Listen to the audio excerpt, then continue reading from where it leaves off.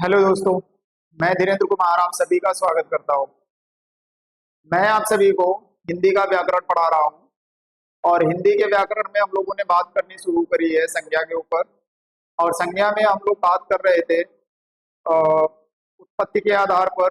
और उत्पत्ति के आधार पर जो हम लोगों ने बातें करी वो तीन प्रकार की संज्ञाओं के बारे में पढ़ा था, जिसमें ऋण संज्ञाएं थी, यौगिक संज्ञा थी और योग ऋण संज्ञा थी। तो रूढ़ संज्ञाओं के बारे में हम लोगों ने अच्छे से पढ़ लिया था। मैंने आपको ये भी बताया था कि रूढ़ संज्ञाएं क्या होती हैं। तो ध्यान रखिएगा, ऐसी संज्ञाएं जिनको और अधिक सार्थक शब्दों में नहीं तोड़ा जा सकता, वो हमारी रूढ़ संज्ञाएं मिलती हैं। जैसे मैंने कल बताया था, राम हो गया, प्रयागराज हो गया, दिल्ली हो गया, ये जितने भी शब्द हमें मिल रहे हैं ये रूढ़ संज्ञाएं हैं।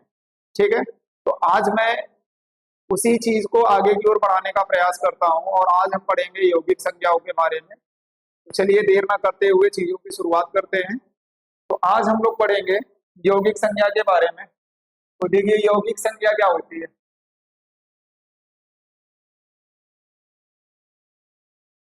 यौगिक संज्ञा, अगर इस यौगिक संज्ञा की मैं बात करूं बच्चों, तो यौगिक संज्ञा हमें किसे कहते हैं।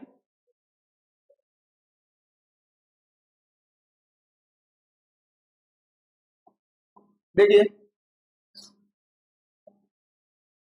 जब दो या दो से अधिक,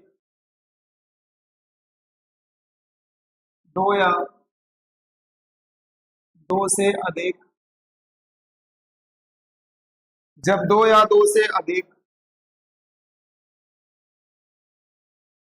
सार्थक शब्दों के मेल से मेल से जो संज्ञा प्राप्त होती है, जो संज्ञा प्राप्त होती है,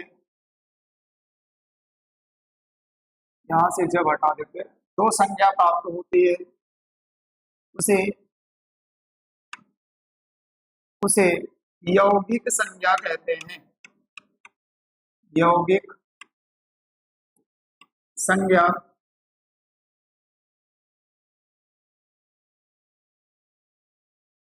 कहते हैं। तो मैंने परिभाषा आपके सामने क्या बताई, क्या लिखी, मैंने परिभाषा आपके सामने लिखी कि ऐसी संज्ञाएं जिनका निर्माण दो या दो से अधिक शब्दों से मिलकर के होता है या दो शब्दों से मिलकर के होता है ना, वो सभी के सभी हमारे क्या कहलाते हैं, यौगिक संज्ञाएं कहलाती हैं। जैसे अगर आपको देखना हो, जैसे करके बच्चों में अगर उदाहरण की ओर बढ़ूं, तो उदाहरण अगर आप देखना चाहें, उदाहरण जैसे मैंने लिखा विद्यालय, मैंने लिखा विद्यालय, मैंने लिखा हिमालय, हिमालय, मैंने लिखा भोजनालय,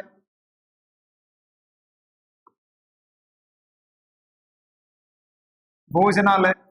अब इसमें देखेंगे तो विद्यालय के अगर भाग को देखें तो आप जानते हैं कि ये हमारे दो भागों में टूटता है, एक टूटता है विद्या में और एक टूटता है आलय में। यहाँ भी देखेंगे तो ये भी दो भाग में टूटेगा, एक टूटेगा हिम में और एक टूटेगा आलय में। यहाँ भी देखेंगे तो भोजन और आलय में। तो देखिए, मैंने आपसे यही चीज समझाया कि जब जब कोई संज्ञा दो या दो से अधिक सार्थक शब्दों के मेल से प्राप्त होती है तो उसे ही हम कौन सी संज्ञा कहते हैं, यौगिक संज्ञा कहते हैं। देखिए विद्या और आलय, यहाँ जगह हिम, और आलय यहाँ भोजन और आलय। तो ये हमारी कैसी संज्ञाएं हैं, यौगिक संज्ञाएं हैं। अब मैं बात करता हूँ किसकी, अगली संज्ञा के बारे में, जिस संज्ञा का नाम है हमारे योग रूढ़ संज्ञाएं। तो चलिए देखते हैं योग रूढ़ संज्ञाएं क्या होती है। नहीं लगे हाथ देख लेते हैं। शीर्ष को मैं थोड़ा सा ऊपर की ओर कर देता हूँ। अगला है हमारा योग रूढ़ संज्ञा। योग रूढ़ संज्ञा, योग रूढ़ संज्ञा। अब योग रूढ़ संज्ञा क्या होती है, देखिए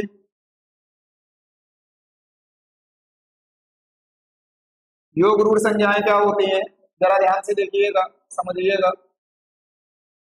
चलिए योग रूढ़ की बात करते हैं। तो मैं लिखता हूं कि जो संज्ञा दो या दो से अधिक, दो या दो से अधिक शब्दों से मिलकर बना हो, शब्दों से मिलकर मिलकर बनी हो, तथा तथा उसका अर्थ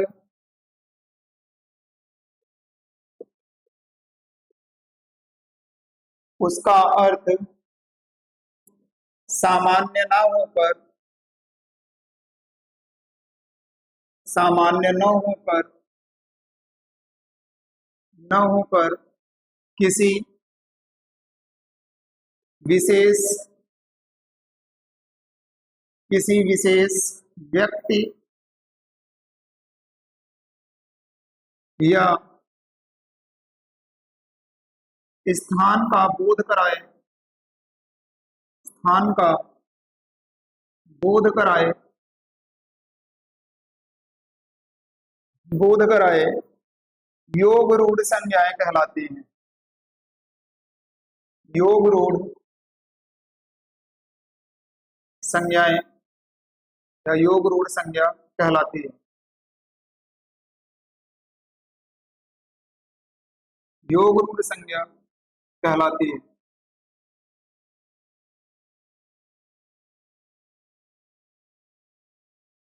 तो कहने का अर्थ क्या है, कहने का अर्थ ये है बच्चों कि ये एक ऐसी संज्ञाएं होती हैं जिनके अगर निर्माण की मैं बात करूं तो इनका निर्माण कहाँ से होता है। तो इनके अगर परिभाषाओं की हम लोग बातें करें तो परिभाषाओं में अगर देखेंगे तो मैंने आपको क्या समझाया कि जो संज्ञाएं दो या दो से अधिक शब्दों से मिलकर के बनी हो तथा उसका जो अर्थ निकल रहा है वो सामान्य न होकर किसी विशेष व्यक्ति या स्थान को बोध कराए, ठीक है, तो वही संज्ञा हमारी क्या कहलाती है, योग रूढ़ संज्ञा कहलाती है।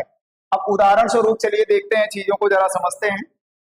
जैसे उदाहरण में मैंने आपको दिखाया, उदाहरण की अगर बात करें तो जैसे हमने लिखा पंकज, पहले हमने यहाँ पर क्या लिखा पंकज। अब जरा इसके बारे में समझिए, पंकज को अगर हम लोग तोड़ेंगे तो एक तो मिलेगा पंक और एक मिलेगा जब। पंक का जो अर्थ होता है वो होता है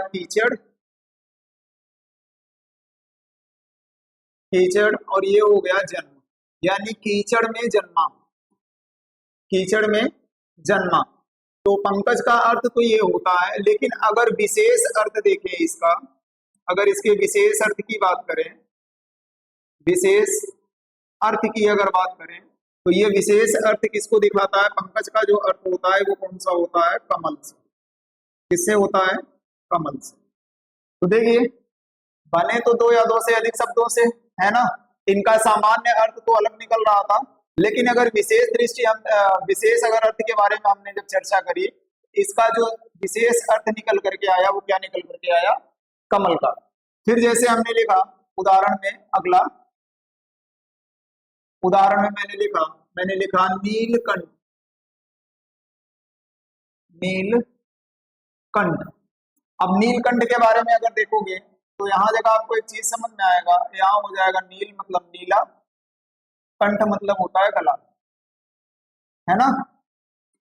अब नीला है गला जिनका,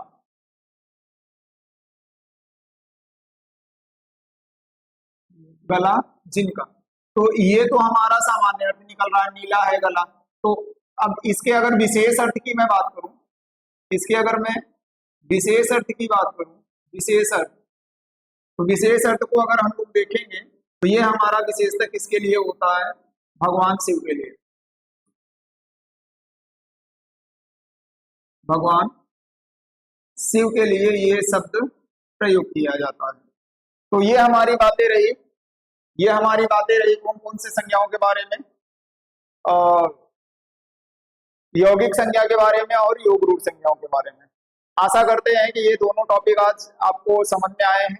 तो एक बार जल्दी से इन चीजों को लिख लीजिए, फिर मैं बातें करता हूँ आगे की ओर। एक ये रही चीज, उसके बाद ये रही, फिर मैं चीजों को आगे की ओर बढ़ाने का प्रयास करता हूँ। चलिए अब आगे की ओर वर्गीकरण में बढ़ते हैं, और यहाँ जगह अब अगले वर्गीकरण के बारे में हम लोग पढ़ेंगे अर्थ के दृष्टिकोण के आधार पर। अर्थ के दृष्टिकोण के आधार पर, अर्थ के दृष्टिकोण के आधार पर। और अगर अर्थ के दृष्टिकोण के आधार पर बात करूं तो मैंने आपको समझाया था कि ये कितने प्रकार के होते हैं आपके, 5 प्रकार के। कितने प्रकार के होते हैं? 5 प्रकार के होते हैं। ये 5 प्रकार हैं कौन कौन से, जरा देखिएगा। पहला है हमारा व्यक्तिवाचक संज्ञा, व्यक्तिवाचक संज्ञा। दूसरा है हमारा जातिवाचक संज्ञा, जातिवाचक संज्ञा। तीसरा है हमारा समूहवाचक संज्ञा,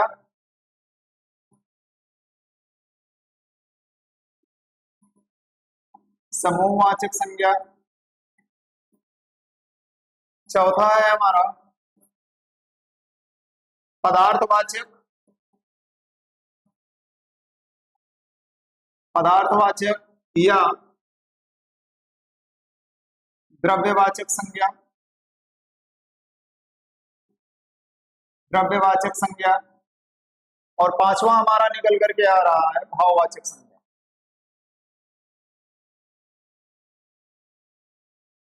भाववाचक संज्ञा। तो ये 5 संज्ञाएं हमको देखने को मिल रही हैं, और अब हम इन 5 संज्ञाओं के बारे में विस्तृत अध्ययन करेंगे। तो एक बार इसको लिख लीजिए और बढ़ते हैं अपने पहले इस संज्ञा में, पहले की ओर। तो पहला जो हमारा आपको देखने को मिल रहा है बच्चों, वो पहला हमें देखने को क्या मिल रहा है? पहला हमें देखने को मिल रहा है व्यक्तिवाचक संज्ञा।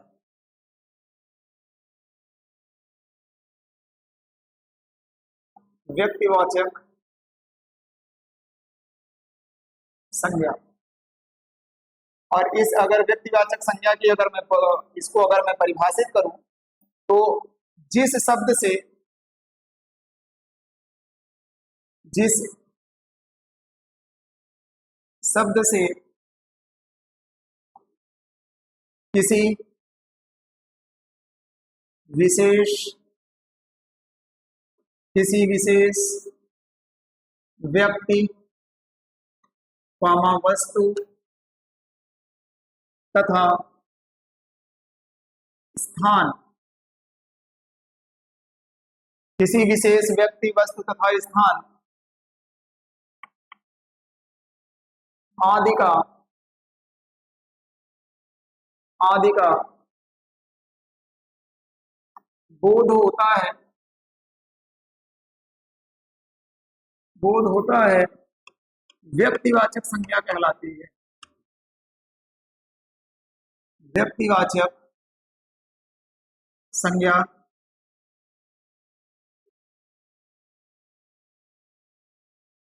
कहलाती है।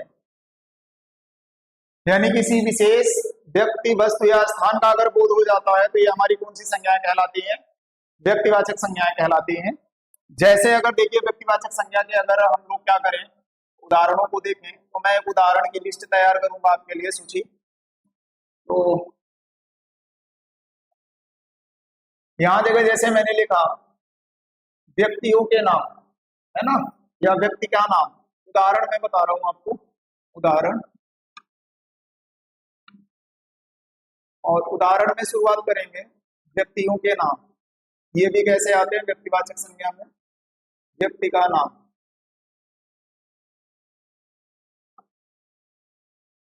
जैसे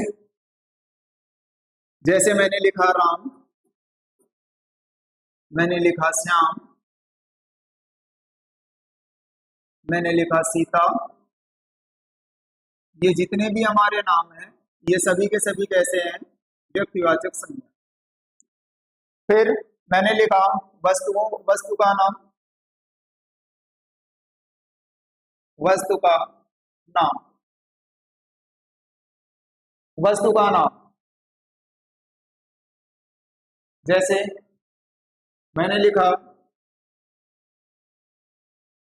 टाटा चाय, या मैं दूसरा लिख देता हूँ, महारानी चाय।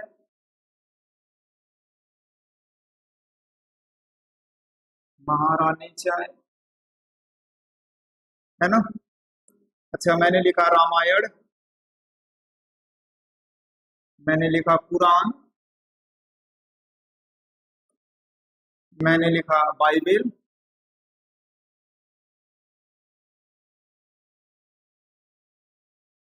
आदि।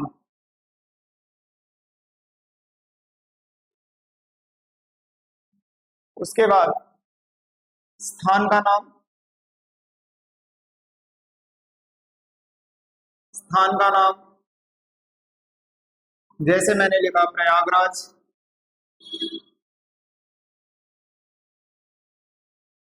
लखनऊ,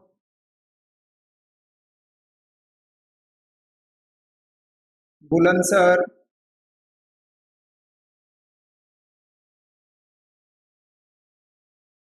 आदि।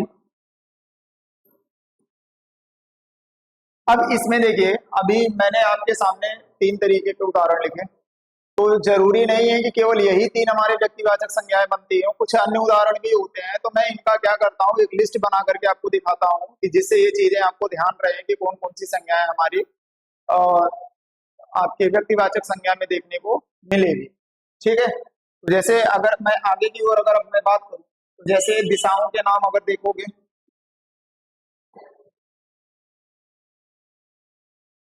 दिशाओं के नाम, दिशाओं के नाम। जैसे मैंने लिखा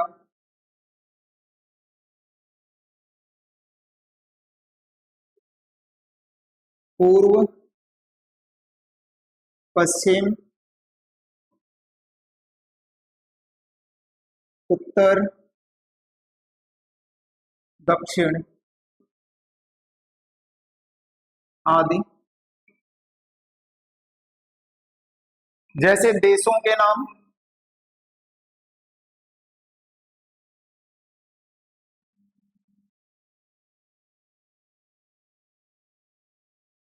देशों के नाम मैंने लिखा भारत,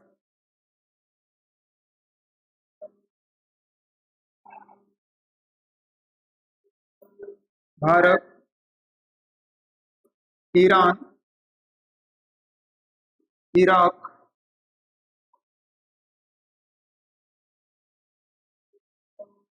आदि। जैसे राष्ट्रीय जातियों के नाम, राष्ट्रीय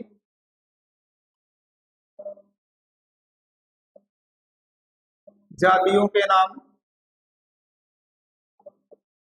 जैसे भारतीय, भारतीय, ईरानी, ईरानी, अमेरिकी,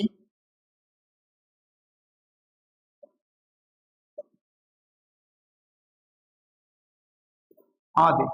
तो कहने का मतलब ये है कि केवल व्यक्ति, वस्तु और स्थान की ही बात नहीं है, बाकी भी बहुत सारी चीजें हैं जो हमारी व्यक्तिवाचक संज्ञाओं के दायरे में आती हैं, इसको भी ध्यान रखना है। तो एक बार लिखिए, मैं चीजों को आगे की ओर बढ़ाता हूँ अभी उदाहरण में। चलिए, अब हम बात करेंगे, जैसे हमारे समुद्र के नाम आ गए,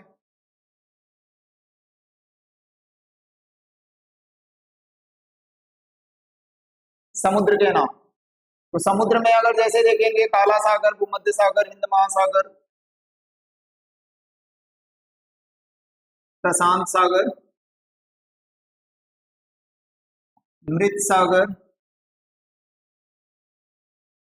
मृत सागर, हिंद महासागर, यानी सागर और महासागर दोनों आते हैं, हिंद महासागर आदि।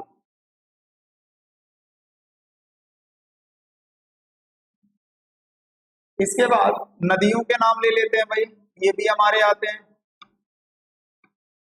नदियों के नाम। तो नदियों के नाम को अगर देखेंगे तो नदियों के नाम में हमें देखने को मिलेगा कौन कौन सी, कौन कौन से हैं, जैसे कावेरी नदी, कावेरी नदी, गंगा नदी, भागीरथ,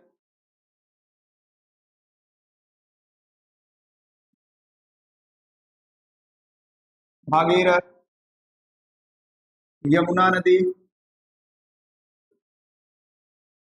आदि। ये भी हमारी व्यक्तिवाचक संज्ञाओं में आएंगे। उसके बाद पर्वतों के नाम ले लेते हैं, पर्वत के नाम भी हमारे इसी में आएंगे।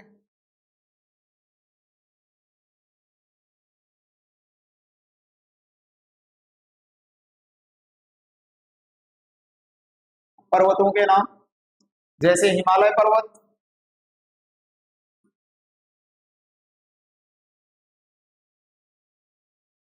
हिमालय पर्वत,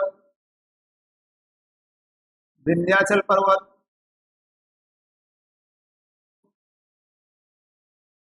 विंध्याचल पर्वत आदि। हिमालय के नाम भी आपके व्यक्तिवाचक संज्ञा में देखने को मिलेंगे। इसके बाद नगरों के नाम ले लेते हैं, नगरों के नाम।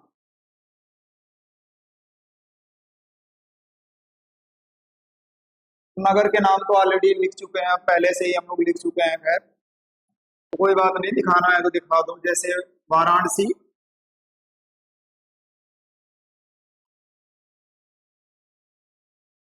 वाराणसी, दिल्ली, राजस्थान,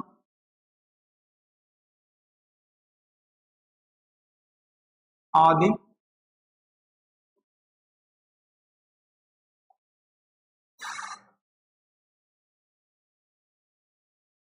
अंतिम है हमारा जैसे पुस्तकों के नाम, पुस्तकों के नाम ये भी हमने खैर देख ही लिया है। तो पुस्तकों के नाम भी अगर आपको दिखाना है तो जैसे मैंने लिखा भगवत गीता, भगवत गीता, रामचरितमानस, रामचरितमानस,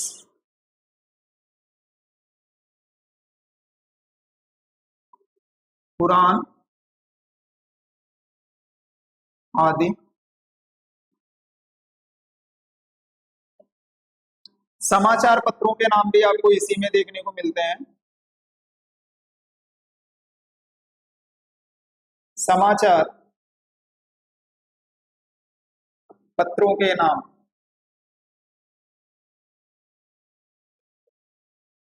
समाचार पत्रों के नाम ये भी आपको देखने को मिलेगा, जैसे दैनिक जागरण,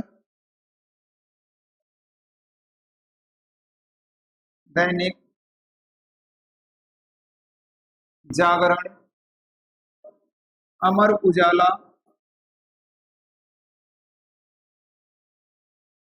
अमर उजाला आदि।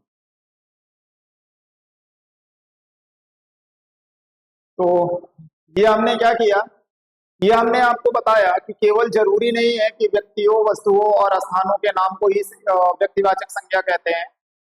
ऐसी चीजें जो विशेष हो, उसके जैसा कोई भी ना हो, है ना। तो अगर विशेष नाम आ रहे हैं तो इसका मतलब ये है कि वो कौन सी संज्ञा हमारी बनेगी, व्यक्तिवाचक संज्ञा बनेगी। और व्यक्तिवाचक संज्ञा के दृष्टिकोण में बहुत सारी चीजें आती हैं, मैंने तो अभी जितनी चीजें लिखी हैं, ठीक है, इससे ज्यादा भी चीजें आपको देखने को मिलती है। बात समझ में आ रही है? तो आशा करते हैं कि ये चीजें आपको यहाँ तक की समझ में आई हैं। तो एक बार इसको लिखिए, फिर मैं चीजों को आगे की ओर बढ़ाता हूँ और समझाता हूँ।